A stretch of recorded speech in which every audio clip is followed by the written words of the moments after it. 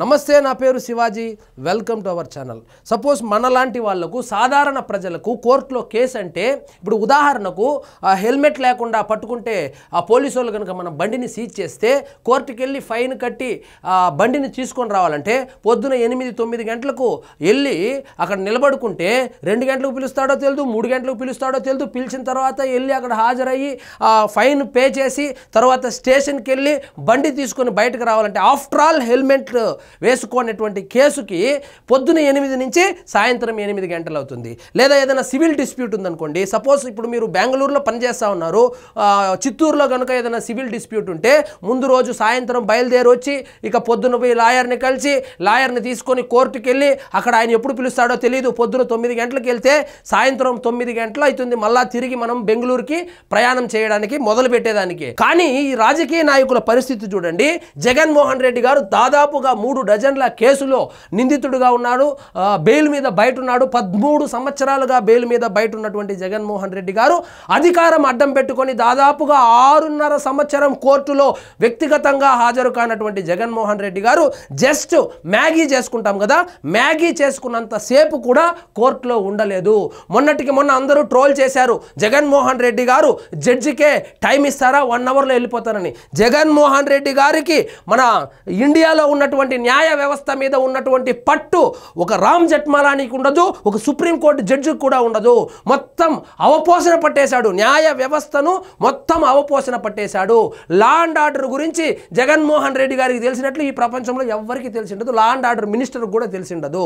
So ఆయనకు తెలుసు ఎంతసేపు పడుతుంది ఏమని, కాబట్టి ఆయన ఆ షెడ్యూల్ ఇచ్చాడు. ఇక్కడ చూడండి, 3 నిమిషాల్లో విచారణ క్లోజ్. ఆ విచారణలో కూడా మనము హెల్మెట్ కేసుకే వెళ్తే హెల్మెట్ ఎందుకు వేసుకోలేదు, నువ్వు చచ్చిపోతే మీ ఇంట్లో వాళ్ళని ఎవరు కాపాడుతారు, లేదా నువ్వు చచ్చిపోతే పోతావు, నువ్వు ఎవరినన్నా గుద్దేస్తే వాళ్ళ కుటుంబానికి ఎవరు అండగా ఉంటారు, ఇంత బాధ్యత రాహిత్యంగా ప్రవర్తిస్తావా అని చెప్పి ప్రశ్నల వర్షం కురిపిస్తారు మన మీద. అదే 3 డజన్ల కేసులో నిందితుడుగా ఉన్నటువంటి జగన్మోహన్ రెడ్డి గారు కేవలం 3 నిమిషాలు మాత్రమే ఆ కోర్టులో గడిపితే జడ్జి గారు అడిగిన ప్రశ్న కూడా మీరేమైనా చెప్పదలుచుకొని ఉన్నారా సార్ అంటే ఏమీ చెప్పదలుచుకోలేదని చెప్పి బయటకు వచ్చాడంట. సో మొత్తానికి మీ యాంబిషన్ ఏమంటే చిన్నపిల్లలప్పటి నుంచి నేను రాజకీయ నాయకుడు కావాలని చెప్పి నూరిపోయాలా. ఎందుకంటే ఇటువంటి ప్రివిలేజెస్ కావాలంటే రాజకీయ నాయకుడే అయి ఉండాలా. సాధారణ ప్రజలకి ఇటువంటి ప్రివిలేజెస్ ఉండదు. కాబట్టి మనం మన పిల్లలను కూడా నువ్వు ఎట్లన్నా ఎమ్మెల్యే కావాలా, ఎంపీ కావాలా, మంత్రి కావాలా, ఎట్టన ముఖ్యమంత్రి కావాలని నూరిపోస్తే కానీ ఇది అయ్యేటట్టు లేదు. ఇక చూడండి, 3 నిమిషాల్లో విచారణ క్లోజ్. కోర్టు హాల్లో కేవలం 5 నిమిషాలే. సో మొత్తం 36 నిమిషాలు ఉన్నాడంట కోర్టు ప్రాంగణంలో. కానీ కోర్టు లోపల మాత్రం 5 నిమిషాలు ఉన్నాడు, విచారణ మాత్రం 3 నిమిషాల్లో క్లోజ్ అయింది అనేటువంటి వార్తలు వస్తుంది. అక్రమాస్తుల కేసులో నాంపల్లి సిబిఐ కోర్టుకు జగన్ 6 ఏళ్ల తర్వాత వ్యక్తిగతంగా హాజరు. సాధారణ ప్రజలు ఎవరైనా, నేను కానీ మీరు కానీ 6.5 సంవత్సరంగా జైల్లో వ్యక్తిగతంగా హాజరు కాకపోయి ఉంటే మనకి ఖచ్చితంగా వాళ్ళు లైఫ్ వేసింటారు. కానీ జగన్మోహన్ రెడ్డి గారు ముఖ్యమంత్రి అయ్యారు కాబట్టి, ప్రజాసేవలో మునిగిపోయారు కాబట్టి 6.5 సంవత్సరంగా వ్యక్తిగతంగా కోర్టుకు హాజరు కానప్పటికీ కూడా ఆయనైతే ఎవరు పట్టించుకోలేదు. మీరేమైనా చెప్పదలుచుకున్నారా? జగన్ ఒకటే ప్రశ్న వేసిన న్యాయమూర్తి నో అంటూ జగన్ న్యాయవాది జవాబు. అటెండెన్స్ పూర్తయ్యాక కోర్టు నుంచి బయటకు జగన్ పర్యటనలో రెచ్చిపోయిన అభిమానులు. ఇది తెలిసిందే. జగన్మోహన్ రెడ్డి గారు అక్కడ బేగంపేటలో దిగినప్పటి నుంచి నాంపల్లి కోర్టు వరకు భారీగా జన సమీకరణ చేసుకుని బల ప్రదర్శనకు దిగారు, ర్యాలీగా వచ్చారు. ఒక స్వతంత్ర సమర యోధుడిలాగా, ఒక ఉద్యమకారుడిలాగా, ఒక దేశానికి సేవలు అందించినటువంటి ఒక సైనికుడిలాగా చిరునవ్వులు చిందిస్తూ నమస్కారాలు పెట్టుకుంటూ ఒక ఎలక్షన్ క్యాంపెయిన్ లాగా, లేదంటే సీఎంగా అయిన తర్వాత విజయోత్సవ ర్యాలీలు వెళ్తారు కదా, ఆ విధంగా అయితే వెళ్ళారు. గతంలో వ్యక్తిగత హాజరుకు మినహాయింపు. గతంలో ముఖ్యమంత్రిగా బాధ్యతలు ఉన్న సమయంలో వ్యక్తిగత హాజరు నుంచి కోర్టు మినహాయింపు ఇచ్చింది. 2024 ఎన్నికల అనంతరం సైతం మినహాయింపును కొనసాగించాలని కోరగా ఆయన విజ్ఞప్తిని కోర్టు తిరస్కరిస్తూ తప్పనిసరిగా వ్యక్తిగతంగా విచారణకు హాజరు కావాల్సిందే అని చెప్పింది.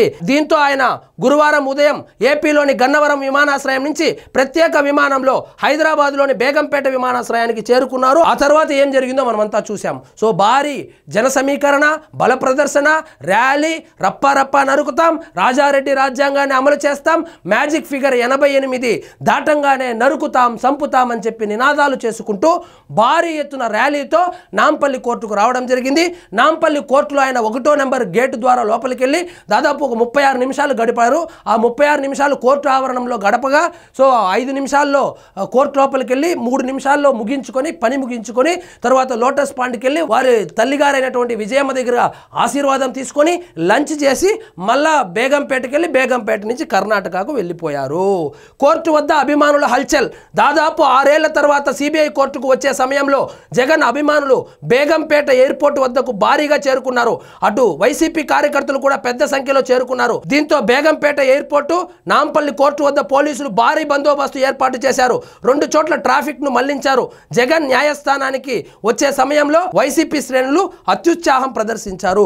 అత్యుత్సాహం ప్రదర్శించకపోతే అది న్యూస్, కానీ ప్రదర్శిస్తే అది పెద్ద న్యూసే కాదు. ఎందుకంటే వాళ్ళు చేసేదే ఆ న్యూసెన్సే. కాబట్టి ఎప్పుడు ఎక్కడికి వచ్చినా, పెళ్లికి వచ్చినా, చావుకు వచ్చినా, కోర్టుకు వచ్చినా, ఎయిర్పోర్టుకు వచ్చినా, పక్క రాష్ట్రానికి వచ్చినా, పక్క దేశానికి వెళ్ళినా కూడా వాళ్ళు చేసేది జన సమీకరణ, బల ప్రదర్శనే. కాబట్టి అది తెలిసిన విషయమే. కాబట్టి సో నిన్న వాళ్ళ న్యూస్ ఛానళ్లలో సాక్షిలో కావచ్చు, అదేవిధంగా వాళ్ళ అండర్లో నడుస్తున్నటువంటి యూట్యూబ్ ఛానల్ కావచ్చు, సోషల్ మీడియా హ్యాండిల్స్ కావచ్చు, సో భారీగా పక్క రాష్ట్రంలో కూడా జగన్మోహన్ రెడ్డి గారికి ఇంకా ఆదరణ తగ్గలేదు, జగన్మోహన్ రెడ్డి గారిని హక్కున చేర్చుకున్నారు తెలంగాణ ప్రజలు అని చెప్పి వాళ్ళు ఎలివేషన్లు వేసుకున్నారు. మరి అంత హక్కున చేర్చుకుంటే మొన్న జరిగినటువంటి ఉప ఎన్నికల్లో పోటీ చేసి ఉండవచ్చు, రేపు జరగబోయేటువంటి పంచాయతీ ఎన్నికల్లో కావచ్చు, లేదా జిహెచ్ఎంసీ ఎన్నికలు రాబోతుంది, దాంట్లో కూడా పోటీ చేస్తే తెలుస్తుంది ఏ విధంగా హక్కున చేర్చుకున్నారు అని చెప్పి.